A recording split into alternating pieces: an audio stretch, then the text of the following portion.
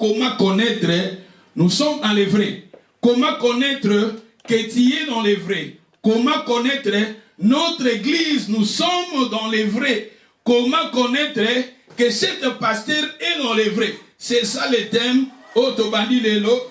Par la grâce de Dieu, je ne sais pas combien de temps que soit biso n'a évité, mais thème na biso Tobandi Mikolo Tozolobela. Ndenge nini tokoyeba tozana nzela ya malamu. Ndenge nini mo Kristo akoko sosolake nazana nzela ya Nzambe nzela ya malamu.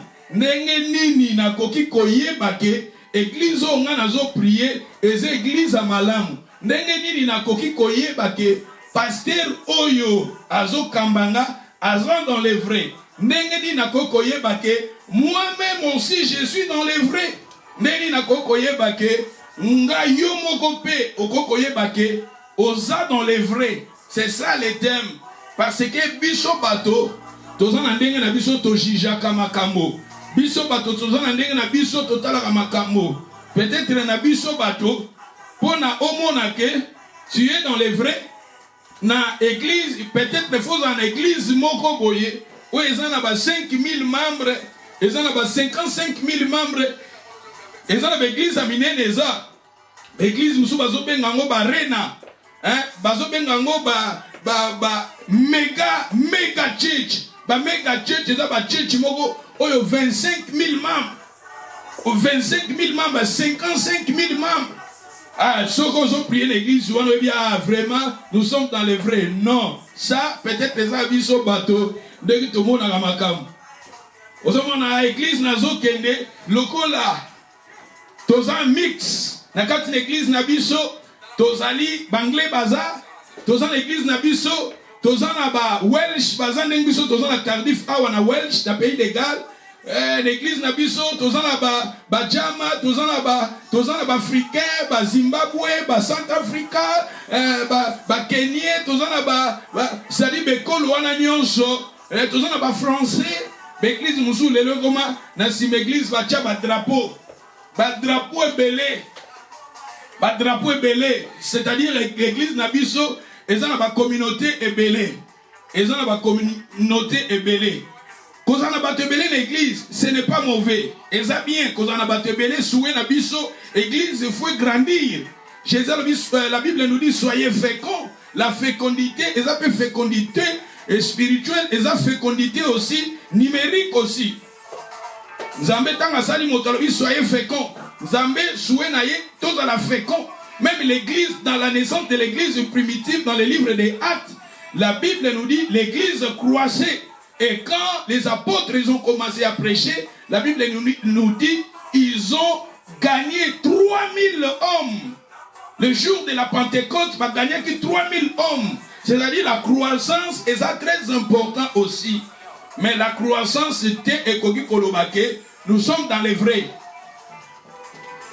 L'église Moussousou, peut-être le pasteur à Voajara Bambo Kebele, pasteur à Kenda. À Kenda, Canada, à Kenda, États-Unis, à Kenda, Israël, à Kenda, na Chine, à Kenda, na Corée, à Kenda, na France, à Kenda, à Grande-Bretagne, à voyager, na différentes sortes de bamboka. Wana vraiment église pasteur na solo la voyager à mingi, nous sommes dans les vrais, pasteur na biso dans les vrais. Wana ezandenge biso bato, tout le monde a makambo. Mais moi je pense que il y a une vérité. Parce que le voyager, ce n'est pas mauvais. Nous avons fait la porte. Nous avons fait la porte. Et nous avons fait que na moment voyager mingi. Na moment oyo tozo fandisa musala na Nzambe. Na moment oyo nazotanga na université, nazosala du. Et permettre vraiment de déplacer mingi. Et permettre de déplacer. Mais peut-être dans la ficha, ce que l'église est fandi, il faut pas battre. Bon, mais ça n'a pas été. Naza papa, nazo kamba, église, naza, nzamba télévisinga, nazo kamba. Il faut église, mais ça n'a pas enseignement et à papa. L'église primitive persévérer dans les enseignements des apôtres. C'est-à-dire l'église il faut bato bayoka ezanga papa nazali nzamba telemisingaza ministère nzamba pesinga il faut bato ba mesana na mateya bakota na vision nde nazolo bakabona te ya kaisa nazoko kotisa onzamba zo pesanga kati na bino et peut-être lobi soki nzambe abimisi ba mama telemisi ba femme telemisi ba papa pour ba pole musala oyo même na prédication peut-être et ko sunga ngai pe na ko bando ko voyager ko kendo ko teyaka na ba mboka mususu et bilo mususu pesa la kana batan nzamba fungola ba porte d'une manière d'une autre na moment oyo ça fait déjà je pense 3 mois bien 6 mois passés et ça la pasteur mo na Inde akomelanga jusqu'à maintenant akomelanga na notia na Inde pasteur yaka we otia na Inde awa déjà ya Inde na bina na ya Inde te yaka vraiment za welcome biso na mwasi nanga tozo na église tozo zela yo oya kotia na Inde bon pour ngana bis bon to bonde la kaka soki e komi na moment nzamba ko fungula ba porte mususu wana bino eza soué na bino ngapi soué nanga mais ce n'est pas le moment otikela nga tanga zo attendu quelque part ko voyager eza pe mabete mais voyage lingi kolobate que nous sommes dans les vrais voyage tem teni kolobate que nous sommes dans les vrais ba miracle pété que ezoloba que nous sommes dans les vrais et ça ba miracle té yango nde kolobake l'église yozo sambela oza dans les tozana thème moko to bandi lelo bon je ne sais pas ba thème nanga la na pesi lelo je ne sais pas et que soit combien de temps et que ça la mukuse que ça la mulai je ne sais pas nyonso to kotala nde molimo na nzambe ke kamba biso nde tozoloba ke eza pe ba miracle té mute koloba ke nous sommes dans les vrais parce que Satan passe la ba miracle Satan tala Moïse a kobimisa bana Israël na Égypte. Zamba pesi une vision que kobimisa Israël na Égypte. Devant Pharaon, ba miracle Moïse a zui serpente na ya buaki kominyo. Balobi ba serviteur ya Pharaon. Bango pe ba buaka ki banzete na bango et komaki banyok. Okomona ba miracle oyo Moïse a salaki. Eza pe na ba miracle mususu oyo ba serviteur ya Pharaon ba salaki. Mais ba serviteur ya Pharaon basalaki na nguya nzambe te basalaki na puissance ya mabe basalaki na puissance diabolique mais tala sikoyo na période wana lelo tozoloba lelo combien d'années na période de Moïse jusqu'à maintenant combien d'années les cas toloba même na sorcellerie ba perfectionner ba puissance wana ba perfectionner ba force na bango wana tout le que ceux qui n'attendent à Moïse a sali miracle, ba serviteur ya Pharaon peut basala qui ba miracle, à combien plus fort l'élo, ba miracle wana jusqu'à maintenant ça. Mikolo namoni na ba Facebook kaka, eza na motomoko ba azobenga bato azoluka ba client. Asa mundele, je vous dis la vérité mundele. Mundele azobenga ba client azobenga bato pesa bango training comment faire des miracles bon eza na terme moko boye azoko utiliser terme wana eza ke akotia loboko bato nyoso bakwei akoko tia veste ne bato nyoso bakwei akosimba bato muto sentir courant ezio na nzoto kwei et alobi eza musala na yabi eza musala nanga na sala yango depuis kala et na pesa ka batu ba training na pesa ka na forma ka batu et musala yango et eza musala nanga ona gagner ka vina yango na gagner ka vina yango mais ngana za na connaissance ya malamu nzambe na connaissance na ebili lo bananza tant na monika terme wana ba utiliser ki wana na eko comprendre que eza ba terme moko ya banzela ya mabe eza ba terme moko ya oyo Satan za na simana yango. Mais si yo kozala pasteur mususu bongo kozala mwana na nzambe ozana connaissance mingi te ou bien oza mosali na nzambe mais ozana ba posa ya gloire balobela yo sala pe ba miracle okoko kende pe na nzela wana mais eza nzambe te tellement na mona ki wana phrase ba utiliser ki wana eza nzambe te eza ba force moko satanique eza ba force moko diabolique prophétie pété oye koki koloba batu pe Satan pe saka ba prophétie exacte. Satan pe apé saka ba prophétie exacte. Pour na ko séduire tanga na Bible bazoloba na tanga ya mantoma na acte des apôtres balbi fillette moko zaki na esprit ya piton et fillette wana bana ko prophétiser même tanga moni basali na nzambe amoni bantoma abana ko prophétiser que ces hommes ce sont des serviteurs de Dieu.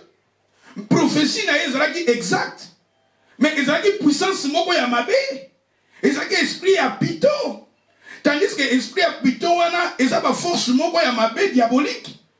D'où jusqu'à lelo okomona totalaka mingi ba esfata totalaka mingi ba British Talent tomonaka ba magicien bazoloba makambo nga namona magicien azopesa mutu carte numéro ya carte ya carte bancaire na ye apesi mutu numéro abi banque na yo carte oza nango eza numéro boye apesi mutu azoloba makambo ezokokisama azoloba makambo ya bato ezokokisama azotanga bakombo ya bagrand mare ya bato bazalaki wana mais puissance wana eza nzambe te ozoma tout ozoloba ke baprophétie te bamiracle te baprodige te tanga na Bible bazoloba même les grands plutôt les faux prophètes tanga koya akosala ba miracle mais ba miracle wana eza nzambe te bakosala ba miracle pour ba séduire bato ozomona pour ba séduire bato et balobi pe na mokolo ya suka bakoganye bato ebele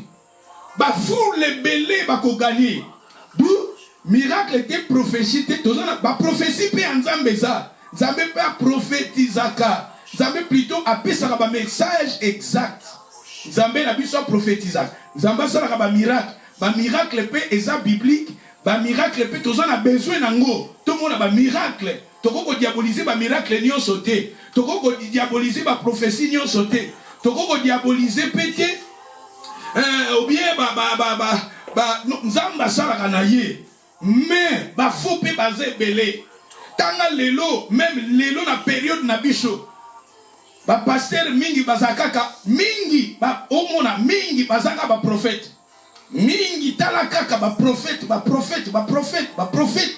tala na internet komona na ba jeune nga lelo nga na lobaka nga na bandi musala nzambe lelo te na bandi yango kala na âge à 17 ans na lobaka na 17 ans j'ai été prédicateur au sein de l'église au Congo prédicateur na 17 ans tout le monde comme na 17 ans ba comme ko pesa nga chéri église na te ya déjà na sala ki déjà ba parcours nanga na te na ba wendi na te na ba matanga na te na ba bis na te ba 5 heures na te maison par maison to évangéliser et na nzela nzambe depuis to mikota wana ti lelo toza toujours kokamba nazala na Londres tozaki na église ba Londres tozo kamba tozaki parmi ba leader tozo teya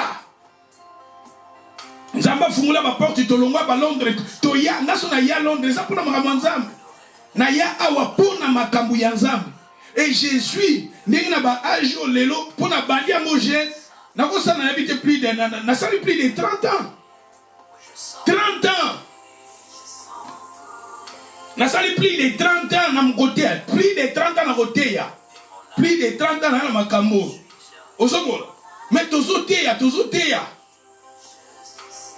mais na koko zalate que tout à coup na lamuki na komi prophète tout à coup na komi prophète tout à coup na lamuki na komi soki ndengeni. Moi je pense que soki nzambe oui nzamba ko benga ngape prophète mais faut ba signe yango ya ki prophète monana soki naza prophète il faut ngamoko na mona ba signe wana ya ba prophète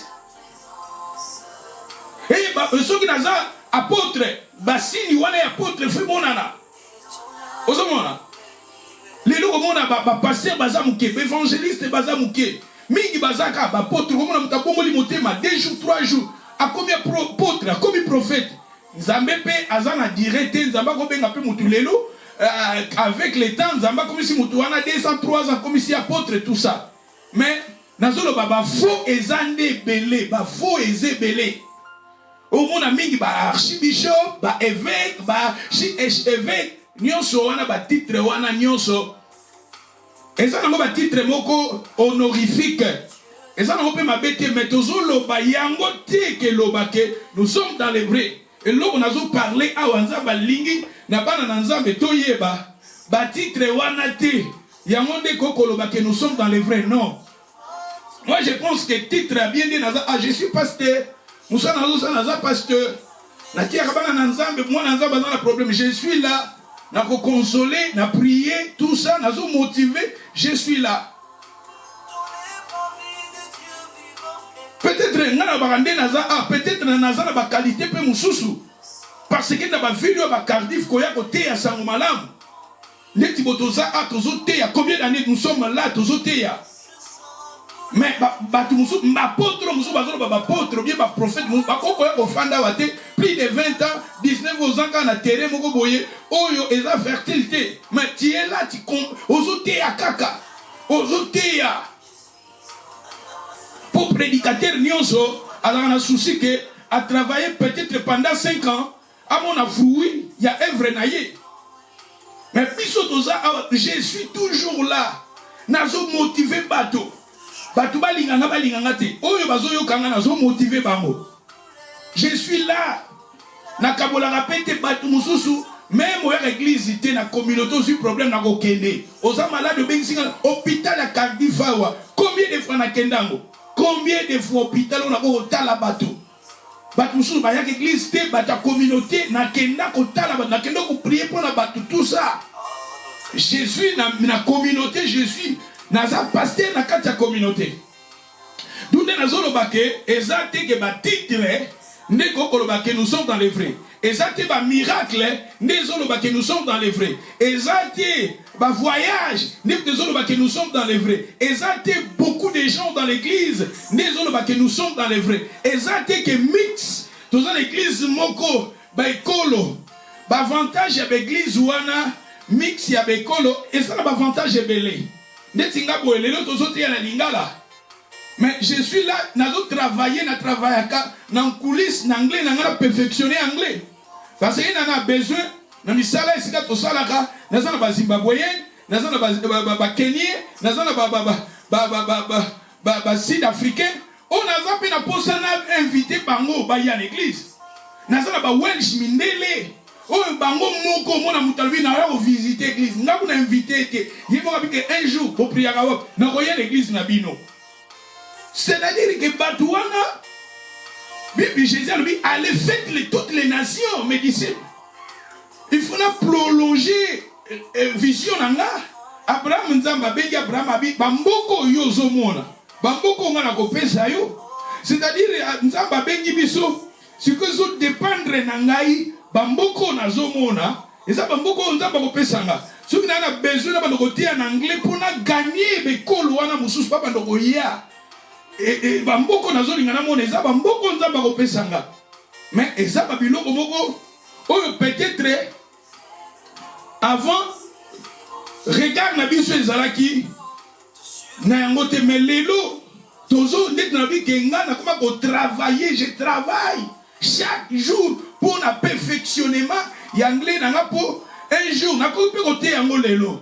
Mais na côté na ngape de naza so na zui Bible Matthieu oyo na méditango une semaine 2 semaines na anglais na Bible anglais na oteya zali na préparer yango na mandi nanga na tangi Bible yango mingi na anglais na koteya mais je suis occupé naza na ba cours na funa tanga naza na ba training ya musala pona sala naza na Matthieu funa do quelque part mais un jour et que comme na moment moko et na ko focus na yango mais en attendant nazo ko perfectionner anglais nanga avantage ya l'église communauté et ça la différente mais ko le musuba zala ezara malamu parce que et que tout fait ba comportement mususu ndeta pese exemple biso ba congolais souvent tozalaka chocho et na chocho na biso tozala pe na ba comportement mususu o ezalaka négatif ba faiblesse na biso.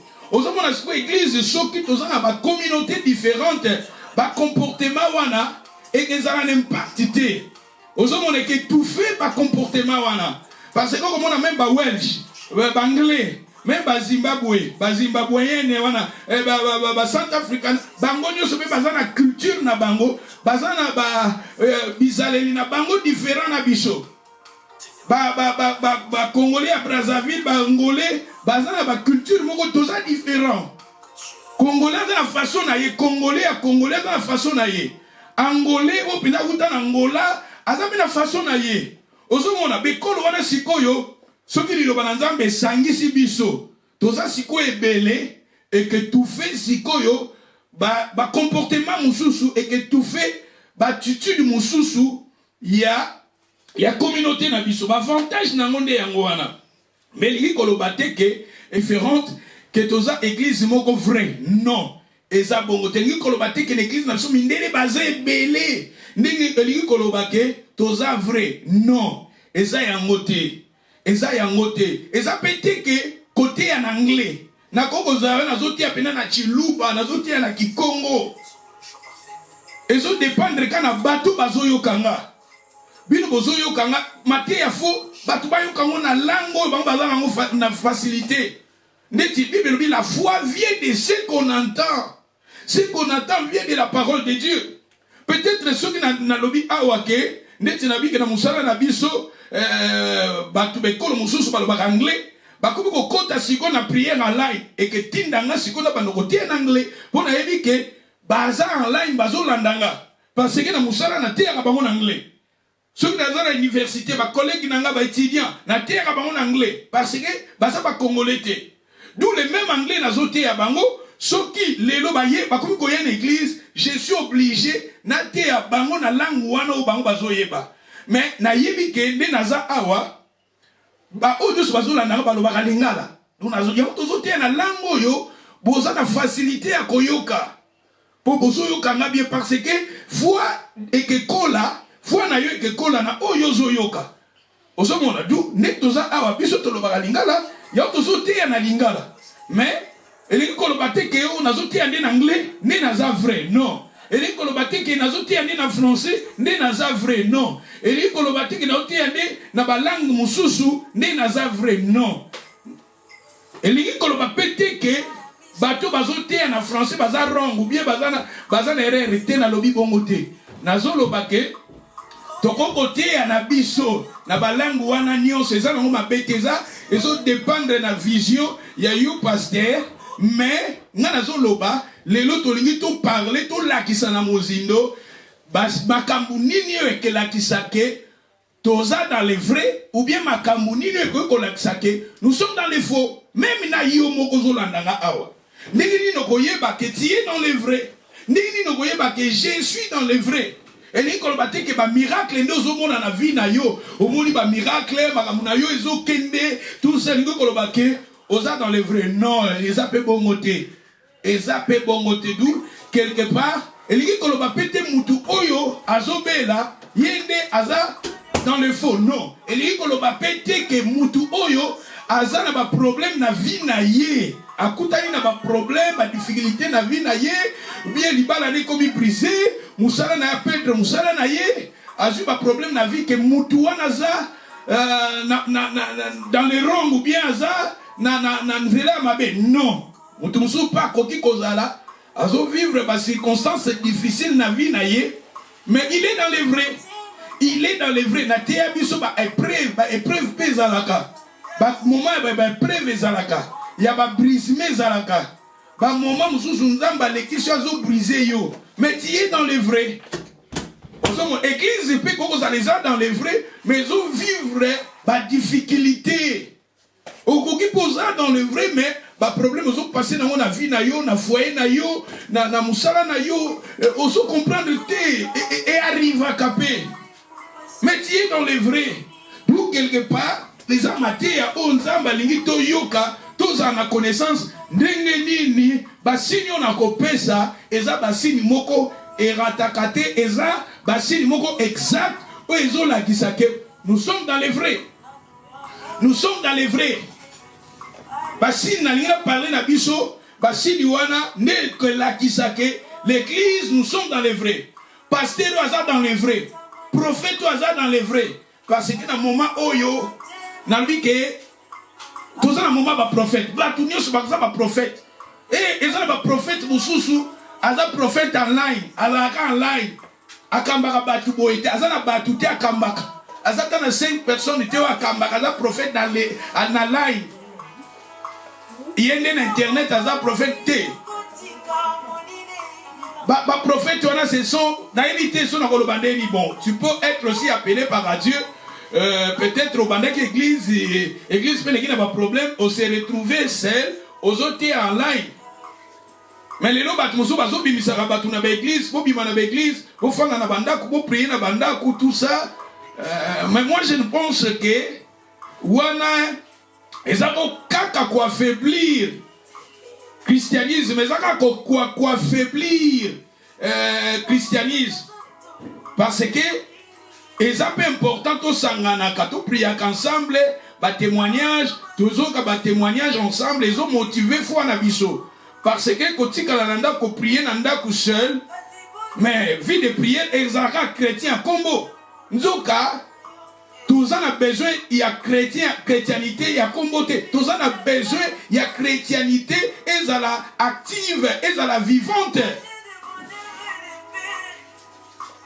Ça dit tous en a battu, tous en a active, tous en a vu de prières, tous en a vu à côté du Lobananzam, tous en a vu il y a communion fraternelle. Nana goza nanda kuna bana nanga to priaka, et ça bien. Mais n'a pas besoin il y a battu mususu, bana nanzami mususu, tout ça. Tous à la ini.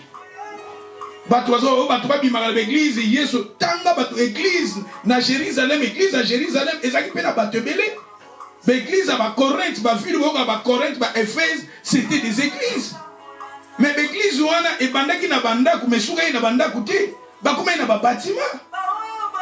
L'église ezalaka bâtiment église ezalaka ensemble des saints. Ndenge to sangani bo même to en online, les églises assemblée des saints, c'est-à-dire ndenge to assemblée biso to sangani, c'est ça l'église. Les autres bozo landa ngai, bozo online, bozo la banda comme bozo online, tozo landa matéa et tozo composer église. Et tozo ko sala au bon la période de Covid. Mais tozo bateau, tozo la communion fraternelle, tozo la activité na biso. Vie chrétienne, ba problème elle a partout. Même la mindele ba dans problème. Même kolo mususu bazala pe kana ba problème. Ya biso peut-être ezalaka tozalaka chocho, tozalaka tozape na ba côté na biso positif eza. Ba côté na biso positif eza. Net na pese exemple ba côté positif bomoni awa mutazu problème to bito sungaye financièrement. Mais l'église a mindele ba osala ngote. L'église a mindele ba osala ngote. L'église a mindele ba osala ngote ba yebi ngote mindele ba yebi ke bazaka na ba assurance life esili. Bon ceux qui ont couvert du papa maman ba lobaka condoléances na yo esili. Mais biso monike tozana makambu mingi plus positif tozana ngo. D'où il faut to battre la positivité na biso. Ndé siko to travailler mingi ba point faible parce que chaque communauté bazape na ba point fort na bango na ba faiblesse na bango d'où yango ce qu'on a zone na communauté la biso tozala makila chaud toza makila nde chaud tala mingi mona na mona ga mingi na internet ko mona o ba congolaise penza journaliste azo loba zo mona penza zo sa de mission on dit d'où makila na biso za makila moko ya chaud ozo mona d'où nazo loba ndenge toko koyeba église oyo eza église à malamu pasteur oyo aza pasteur à malamu ngai moko naza na nzela ya malamu na makambo nzambe c'est ça eza namoni na meki koloba mwa mingi mais na kolinga totanga ba passage biblique nde to continuer ndenge lelo na lingaki penza ko nazo ça dans 10 minutes tokende na Luc chapitre 13 verset 6 Luc chapitre 13 verset 6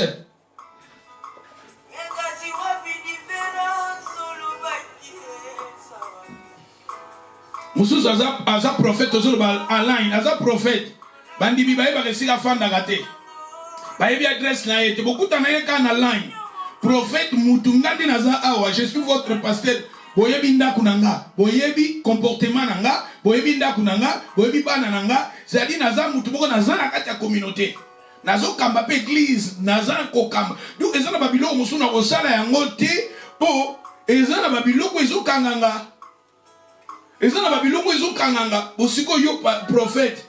Neti ser mo boy prophète. Azamwa na nzambe. Ah, l'église osunga église na yote. Mokota na prophète moko bo na Congo. Na prophète wana, il faut pas sabola pona yo super. O pesa ka super. Siko yo basala ba condition ba super. Et super wana, o pesa pe super te pesa na prix à super. C'est-à-dire so super les $100, il faut pesa ka $100 chaque mois. O pesa ka $100 pona ye. Wala comme escroquerie. Et comme escroquerie. Musa na nzambe faut ba na nzambe ba sungango. Faut sunga musala na nzambe pe senga ngambongo. Bible bi esengo muto azopesa Bible lobi mais ça conditionné te.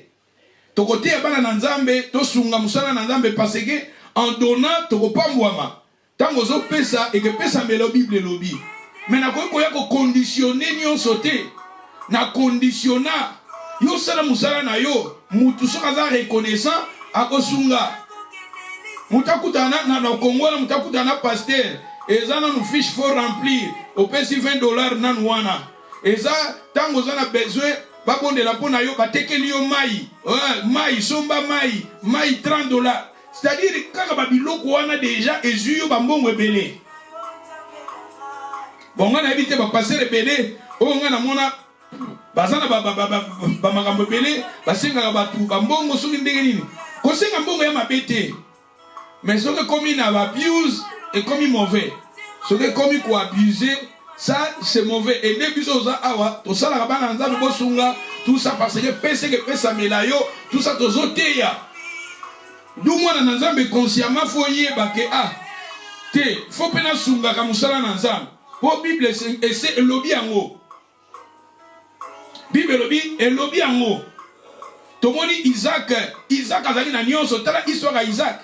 Mais pour bénir moi nanaye Isaac ayebisi moi nanaye alambele nyama apese nyama taba ko pesa nyama ye papa ko pambola ozomona c'est-à-dire que ezana ba secret muso ezawana efandi wana c'est-à-dire que papa alingi ke ala na titi di moko motema na ezala ko sepela ne pambola muto omona oye ko senga prière pas pasteur na yo. Pasteur n'a pas de pesanga mbongo mais yo moko vous en a connaissance que ah ndenge nazo ko senga prière ndenge nazo ke ne ba prier pour nanga ba prier pour ndeko nanga zobela mama nanga zobela papa nanga zobela mwana nanga anniversaire ngai moko bon moto nous fait ça là chaque quelque chose parce que na mbongo to lobaka mbongo et symbolise la makila ya mutu mbongo eza mutoki na yo tango pesi mbongo wana yo pesi longwe na maboko na yo eza offrande we bandoko lobela yo.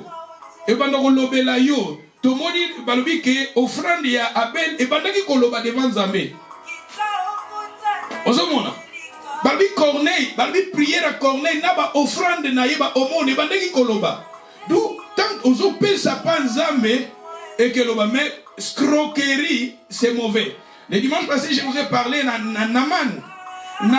Naman ba memela Naman tanga abika ki na maladie. Naman abiki. Ozomona ba principe ya histoire ya Élisée na Naman. Eza na ba vérité fandi wana. Naman ye kosenga prière. Naman tanga moni nzamba saleliye. Naman moni nzamba saleliye. Ye moko Naman azui ba cadeau apesi servi apesi Élisée. Élisée azwa ki angote parce que Élisée alingaki ko chichi kokote ya et plutôt Naman parce que Naman na début bomoni azaki orgueilleux abandaki ko yima azo yima azaki orgueilleux attitude wana même ngabo ce mutu déjà oza orgueilleux oza na attitude orgueilleux ya oza orgueilleux nazo mona même offrande na yo moyena zwango ezate parce que ko pesa offrande après komi ko yima osungi musala nzambo komi ko yima Yamoni Élisée a boyé qui kozwa offrande wana ya Naman. Mais normalement, il fallait azwango pe pour apambola pe Naman. Osomona. Mais tala Élisée koke kozwango pour ça peut signe à reconnaissance. Et ça signe à reconnaissance. Mais na évite pour nani nazo ke banzela wana ko ezaka ba fondement pe tozotia. Ça dit bana na nzambe toyeba kosunga. Nzamba salele loko kosunga. Au pesi parce que mbongo wana zo pesa eza makila mbongo symbolise makila mutu parce que on obetaki kayu otokaki motokezaka makila ya mutu tangu oye okoko sala ngope oye opesi action de grâce ou bien osengi prière opesi offrande po ba prier pour na yo efungulelo komoko bo parce que bo offrande elobaka ozomona elobaka mwana na nzambe même ngai kaka te ok pas passer moko boye akozala na Londres partout okutani na ye osengi prière moko bo spécial tia offrande pesa offrande yo moko zala déjà enseigné opesi offrande passer otio quelque chose passer on a prié pour na yo oko voyager quelque part ezala basala nzambe mususu babanga kanzambe baloba makambo te babanga kanzambe sikozo singa yo zala enseigné sala yango kokeneka to sengi prière apamba tia quelque chose sikozo moni ba prophète mususu ba ebike soko lobite ba te belebi ba prière pour na bango basala pe lokote ya mususu ba tia déjà ba principe wana ba tia ba principe wana mais ba biupe ala ba biu eza ebele ba biupe eza ebele mais moi na nzambe tozolo ba musala nzambe za kaka te to basé sur mbongo non to basé pour les âmes bas à la sauver ba to bas na vrai chemin ba kota bo konzina dikolo c'est ça mais ndengeli to koyeba que nous sommes dans les vrais na monina parler totanga quelques mots ba passage totangi na Luc chapitre 13 verset 6 balobi il dit aussi cette parabole. Un homme avait un figuier planté dans sa vigne. Il vint y chercher du fruit. Et il ne trouva point. Alors il dit au vigneron, voilà 3 ans que je viens chercher du fruit à cet figuier et je ne trouve point.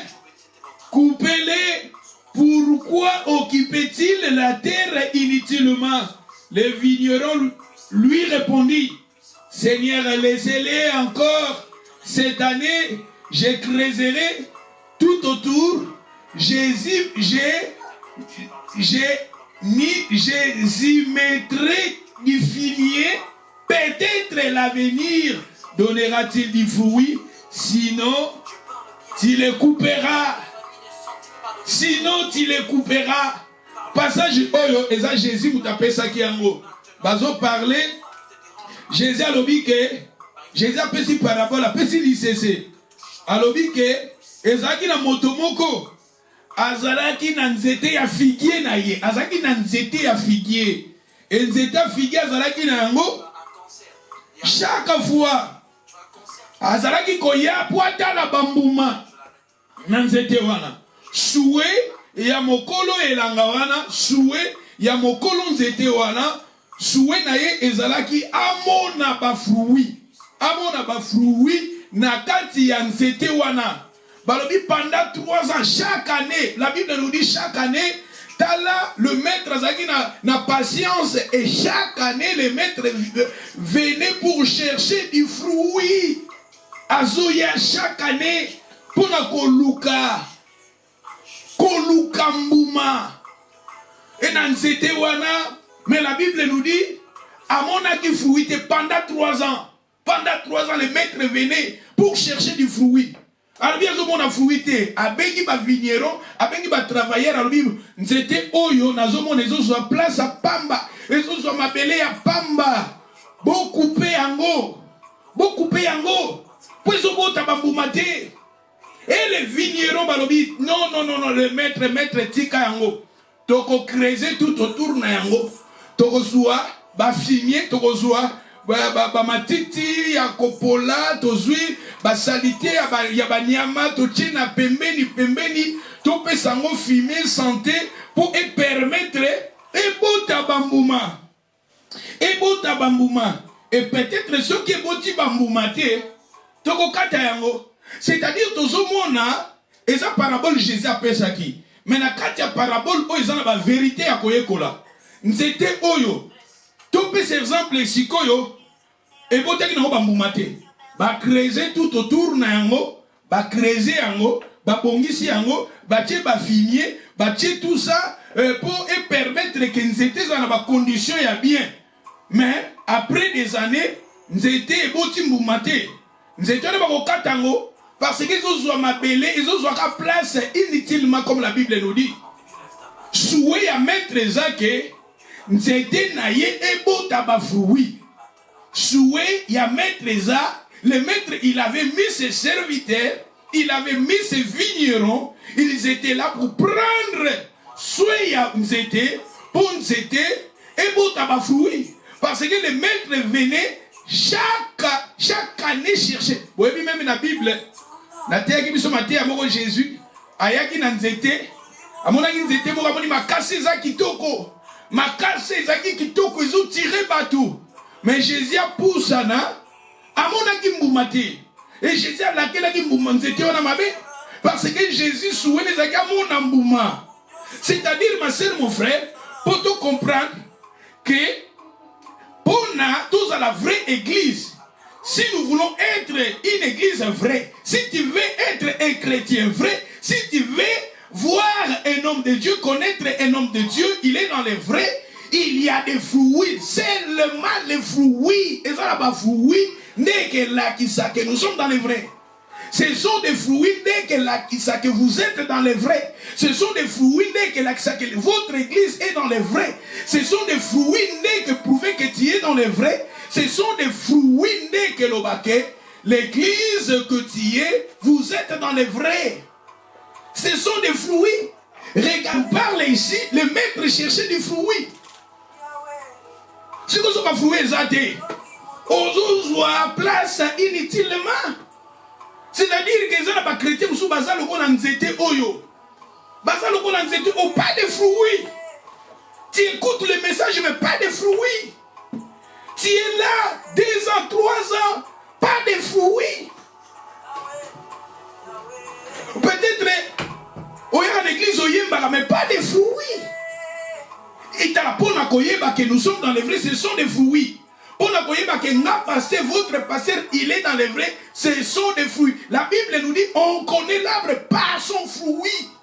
Fruit n'est que là qui ça, que vous êtes dans les vrais, fruit n'est que là qui ça, vous êtes dans les faux. Et souvent, tu dis, l'église, si vous êtes dans les vrais, ceux qui nous sommes dans les vrais, pasteur, ceux qui sont dans les vrais.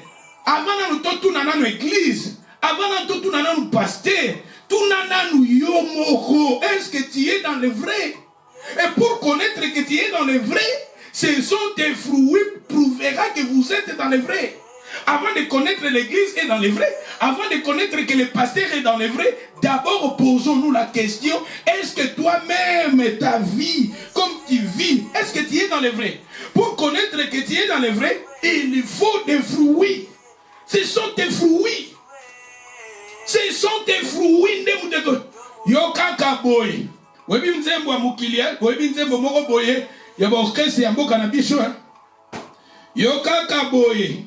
Boye, boye, moula na moula boye, boye, boye. Na ba fête ko mono zo binango.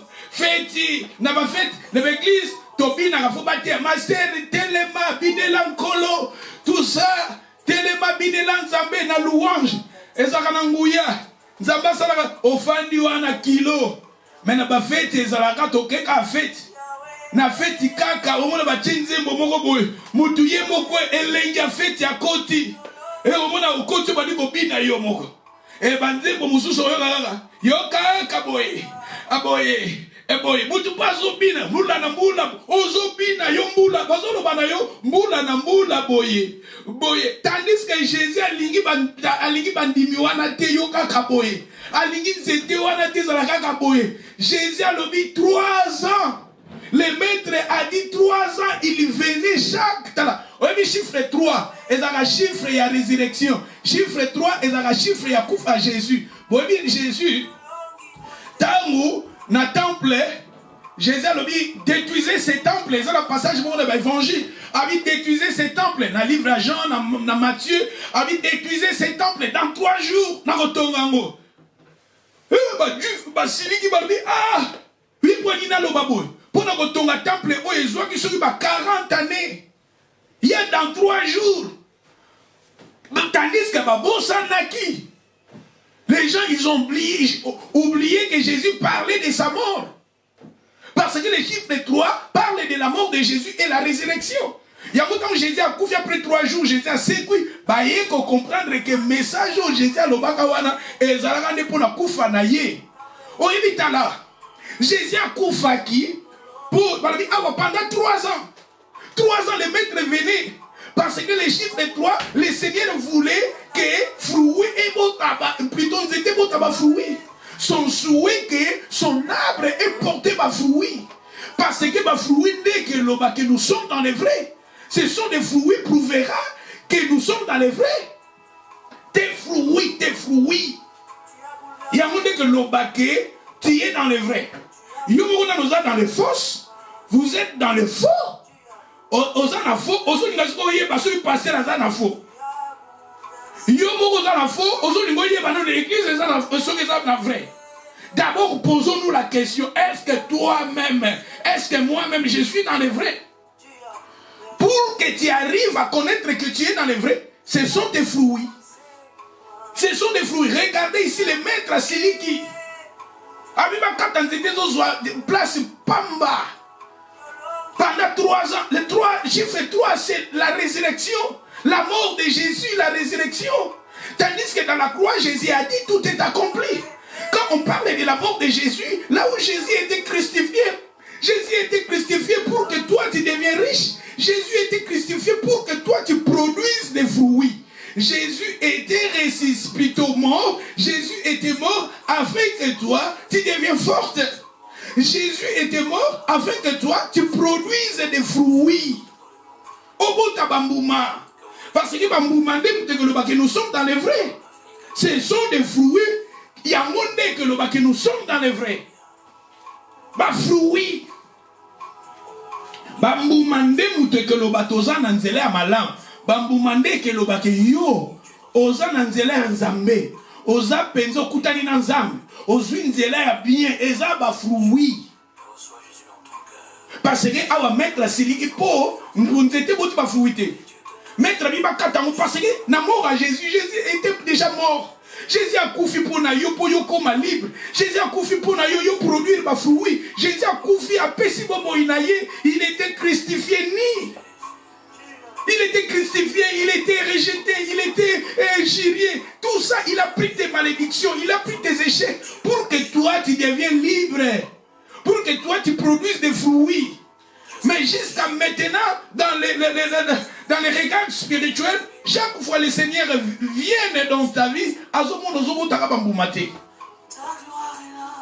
et si nous parlons jusqu'à maintenant, si nous les vignerons, nous sommes là, parce que moi le pasteur, je suis comme un vigneron, je suis comme serviteur.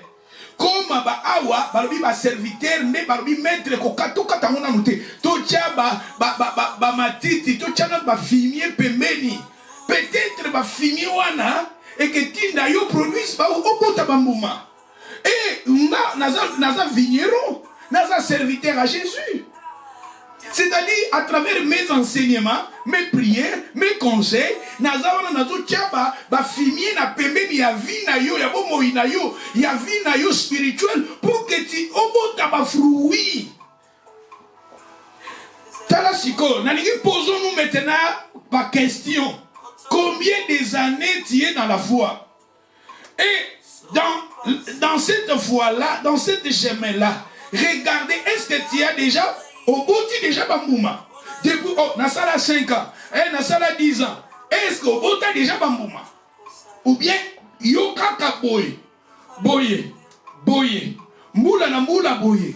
Ma soeur, mon frère, ezande ba fruit na biso. N'est que loba que nous sommes dans les vrais. Eza ba fruit na yo n'est que loba que dans les vrais. Ngape pasteur, ce sont des fruits. Nangade que loba nous sommes dans les vrais. Notre église aussi, il faut tout le monde avoir fruit. Fruit et pas anan. Et pas ya bateau. À travers fruit, tout le monde n'a pas bateau. À travers fruit, oh, ils ont ça dans l'église ou et que nous sommes dans les vrais.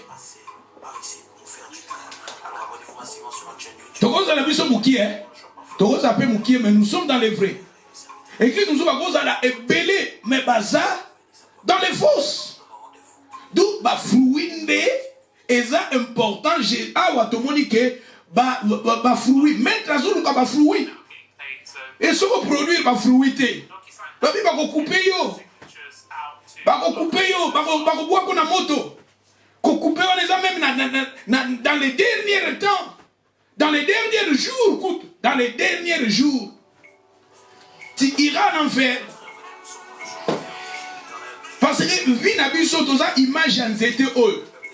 Toza image ya nzete oyo Seigneur alingi ke to produire ba fruit. To tanga na Jean chapitre 15 verset 16.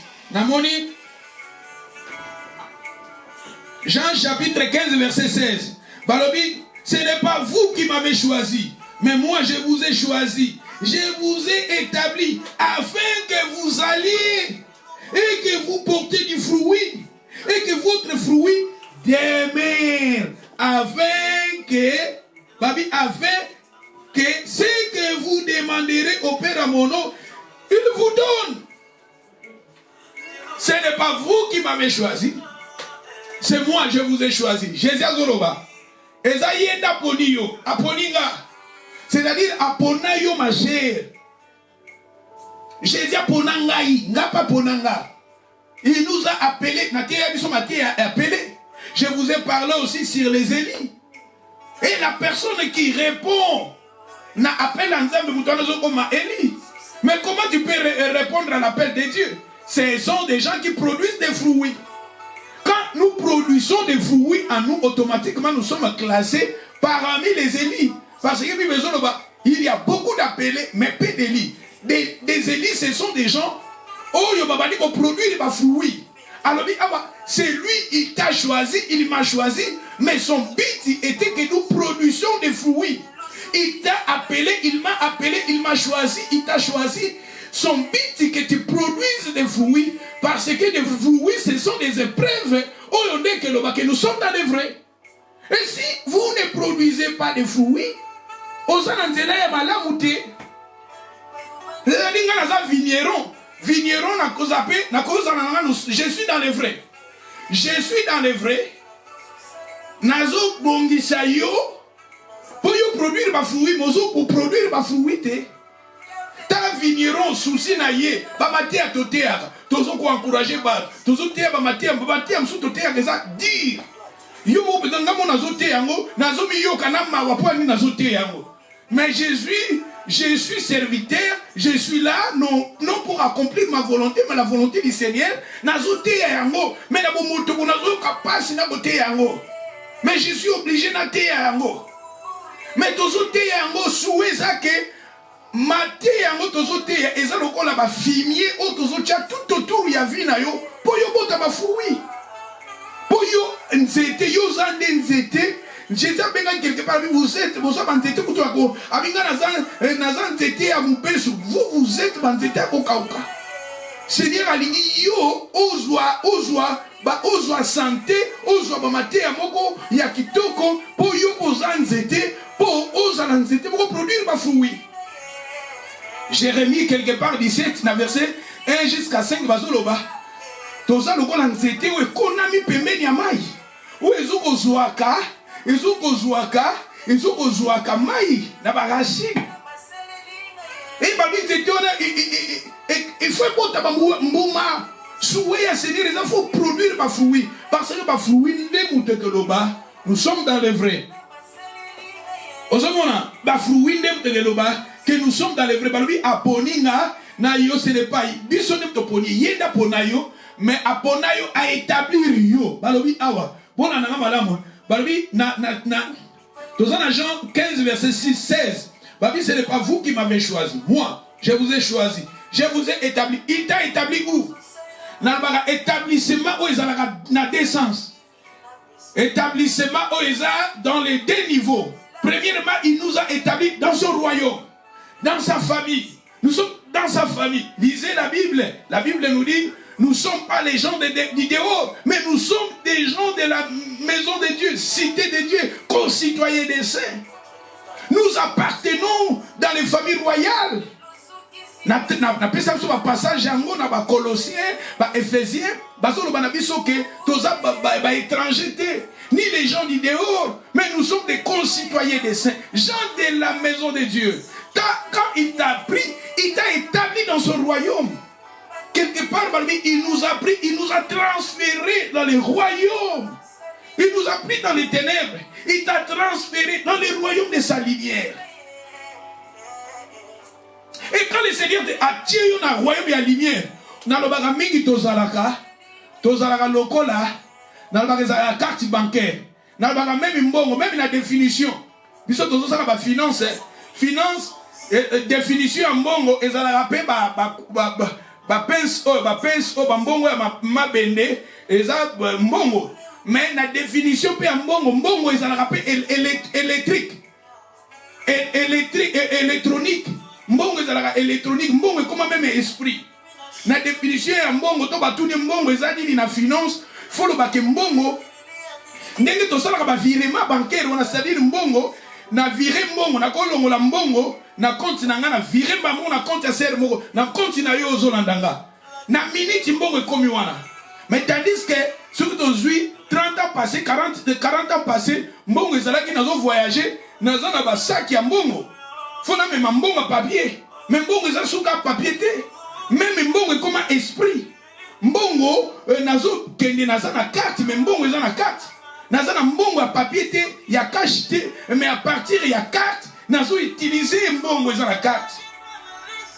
C'est que o eza na très important, yo za carte, mais na carte ya carte wana, somo eza na carte ya carte wana. Somo wana nde yo za carte, il faut produire ba fruit. Somo wana eza lokola ba fruit. Tozo mono ka carte boy, mozo na ba fruit te. Et o epesa ka valeur na carte, eza somo na carte.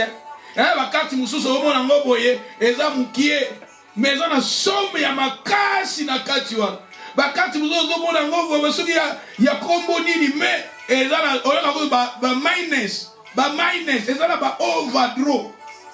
C'est-à-dire que somo tozoloba yango de tozoloba ba fruit produit so babi, il nous a pris, il nous a établi. Le Seigneur t'a établi, a établi Riona dans le royaume spirituellement. Et c'est très important aussi, en tant que chrétien, ça l'a établi dans la famille royale physique. C'est-à-dire dans l'église locale, oyo est la vraie église, il y a autour maté à autozoté, à tous en la connaissance, il y a une vraie église des anini, au moins dans Nzambo que nous fanda, oyo kakamate ya et aider yo. Parce que Seigneur a établi yo dans le royaume naé, a ligi pe na mokilio ya se, ozala établi. Quelque part parce qu'il y a des vignerons, on va donc aider nzete au kola. Parce que quoi que l'homme aille, baso aider nzete dans la santé à bien. Et il y a des vignerons. Tout ça va serviteur on zambache. Pour tout sunga yon nzete au kola. Mais il nous a établi et à part établissement, afin que nous portons des fruits. Quand il t'a établi pour que tu produises des fruits. Le Seigneur t'a établi pour que tu arrives à produire des fruits. Il a mis ses serviteurs, nous sommes là, nous prêchons, nous sommes des vignerons, nous mettons des fumiers afin que toi tu arrives à produire des fruits. Parce que des fruits, ce sont des épreuves que vous êtes dans les vrais. Et si nous ne produisons pas des fruits, nous sommes dans les faux. Nous sommes dans les faux.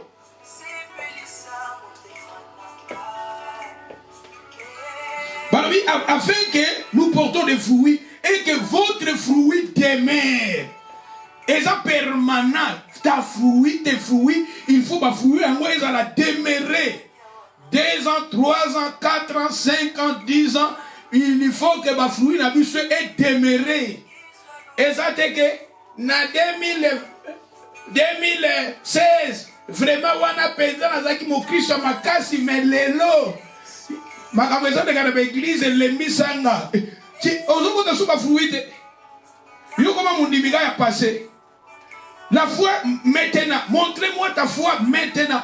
La foi sans les œuvres, la foi morte. La foi vient de ce qu'on attend. Quand le Fils de l'homme viendra, trouvera-t-il la foi sur la terre? Trouvera-t-il la foi dans ta vie? La foi faisait la permanente. Produisez des fruits et des fruits d'aimer. Bah fruits n'a pas ezala permanent. Exact que il y a 2016, 17, 18, 19, 20. Dans 2021 limité. Dans 2021 comment rétrograder comment athée.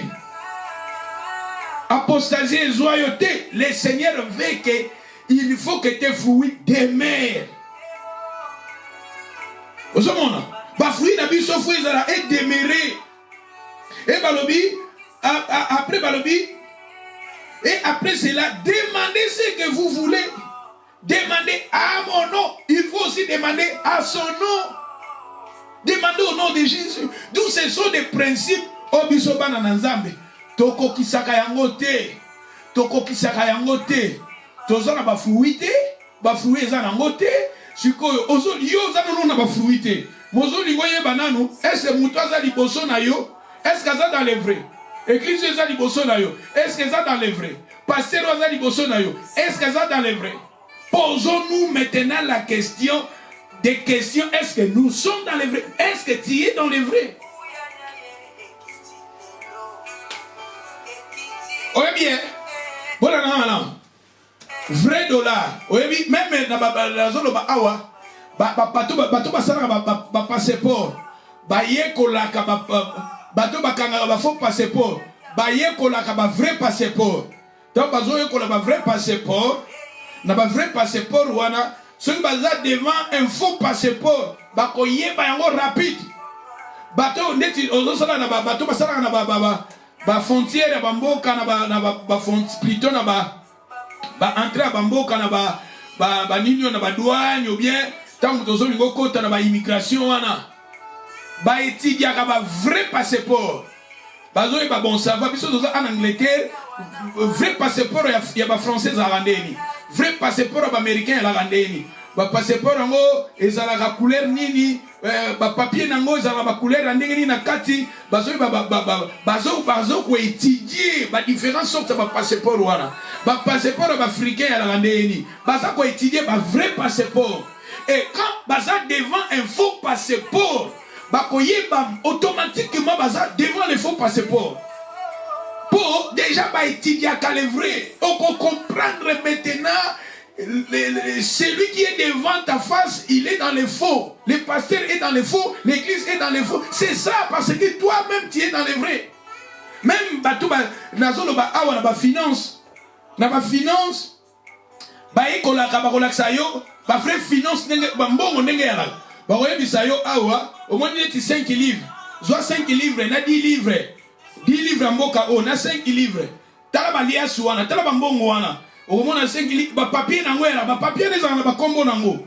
Au moins ba couleur nango quelque part les en sans couleur, ba lini boko za la gawana, bangelingeli boko za la gawana, ba biloko wana nyonso ezala kana ba combo nango. Ba papier wana ba biloko wana ba couleur wana nyonso eza ba combo ba ko na finance ba ko la sabino o eza boye, o eza boye, o eza boye ezala ka boye. Ba mbongo ngo ezala ka soki o changer ngo et au fur et à mesure, ils ont tourné ça, ils ont fait ça, ba flash ndenge mususu, ba couleur ndenge mususu. Nous tant qu'on étudie ngo, ce qu'on a devant faux mbongo, on peut comprendre que ça devant faux mbongo. Ce qu'on a oboyé qu'on a 5 livres, ce qu'on a 5 livres mbongo ya faux. D'abord quand on a papier nango et que mbongo ezamabe. On a 5 livres à vrai, on s'en a photocopie. Au consomme lango et loko na magasin, bako y détecter ango, que na banque bako détecter ango. Ya ko na ba banque muzo ezala bazana marqueur moko wana. O yena mbongo ba che marqueur wana. Parce que na marqueur wana, ba yebi que marqueur wana sur les faux papiers et que là qui c'est un faux papier. Moko mona mbongo ezana couleur ba image ezana ndenge moko, mais papier kaka. Marqueur wana so ba lekisi ango. Ce qui est faux, n'est qu'à trace que la kissa et que c'est faux. D'où c'est très important, tout y est qu'on a les vrais. Et tant que vous allez dans les vrais, tout y est pas qu'on soit là les faux. Ce que vous avez devant faux miracle, qu'on soit là, miracle est faux. Église est faux. Chrétien est faux. Pasteur est faux. C'est-à-dire, on peut y dans les vrais. On y dans les vrais. C'est très important. Bakoyeba, nzete na mbuma. Yesu aponi biso, alors il a biso tout produire bambuma. Celui qui est dans Matthieu, chapitre 1. Na petit passage à Matthieu, na lobelango muke, na lobelango vraiment bien. Les dimanches, na kolobana. Petit Matthieu, chapitre 7, verset 15, va lui gardez-vous des faux prophètes. Ils viennent en vous en vêtements de brebis, mais en dedans, ce sont des loups. Balobi ba faux prophète bakoya na ba poso aye na poso ya meme yozo kanise vrai serviteur mais na kati aza balobi aye na poso a brebis parce que nous sommes des brebis tous ba brebis ba chrétiens nous sommes des brebis. Tanga Matthieu 10 verset 10 ozo kita 17 Jésus dit mes brebis entendent ma voix et mes brebis me suivent. Je connais mes brebis. Identité nous sommes des brebis. Nakata brebis et ça va me belé. Brebis a ba caractéristique belé. Et si ko abadi ke bato bakolata ba faux prophète, bakolata ba poso. Mais nakati kuna ce sont des loups. Loups, zo amonyo brebis ko dévorer yo ko le marata ko dévorer yo. Mais balubi a la type poso. Il y a même et quand vous serez dans les vrais, quand vous serez toi-même, vous êtes dans les vrais, c'est facile. Au royaume, pas que soso là que mouton aza devant là, à la tindeka poso, aza lou.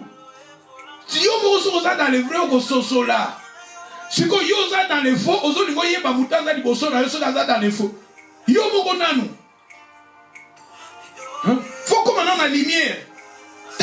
La femme basio yo, moi je akoufe la kamwana. O akoufe la kamwana. Babi moi si oyo mususu, tango amoni ke amoni mwana ne atali mwana ne dans la lumière. La lumière aiko sosola ke mwana ne azaki akokufa po atalaki wapi na lumière. Yo zo na ténèbres, ndeni no koyeba que vous êtes dans les vrais parce que vous êtes toi-même dans la lumière, plutôt dans les ténèbres. Avant yako sosola que vous êtes dans les vrais, il faut bimana na ténèbres. Bima na ténèbres, nde na ténèbres tango bima, okoya ko comprendre que naza mwana nanga aza kokufa. Po oza na lumière, oza sous na ténèbres te.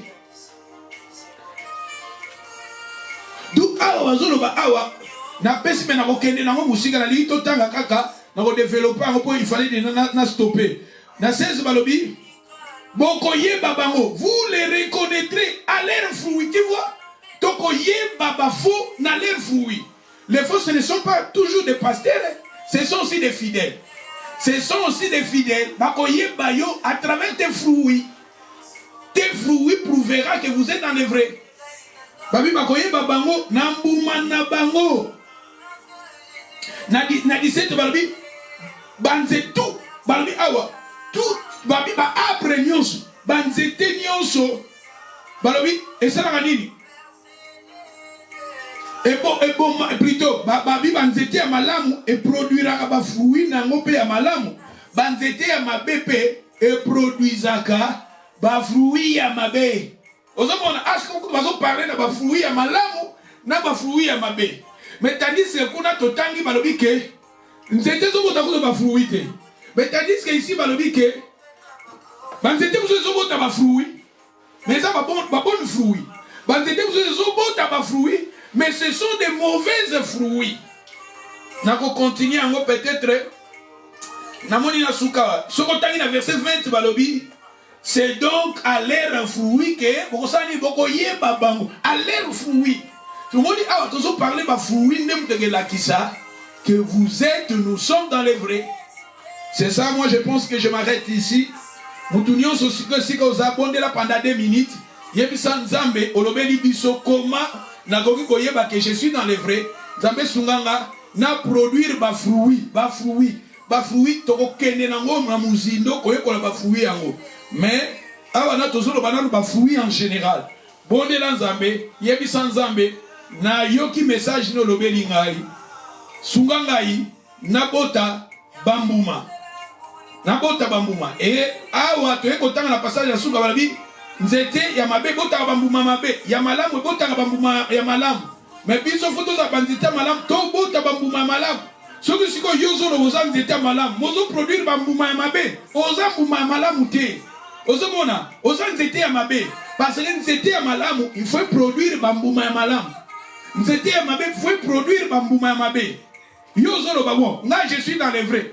Mais ba fruit na yo, eza ba mauvais fruit. Ba fruit na yo ndezo lo ba. Ezo la sa identité na yo, soit tu es dans les vrais, soit tu es dans les faux. Tu peux dire que je suis dans les vrais et mes fruits, elles sont mauvaises, tu es dans les faux. Parce que la personne qui est dans les vrais, ses fruits et qu'elle n'a pas bon fruits. Donc moi je pense que je m'arrête ici. Tout le monde est là pendant quelques minutes. Tout le monde continue. Alléluia, alléluia, alléluia, alléluia.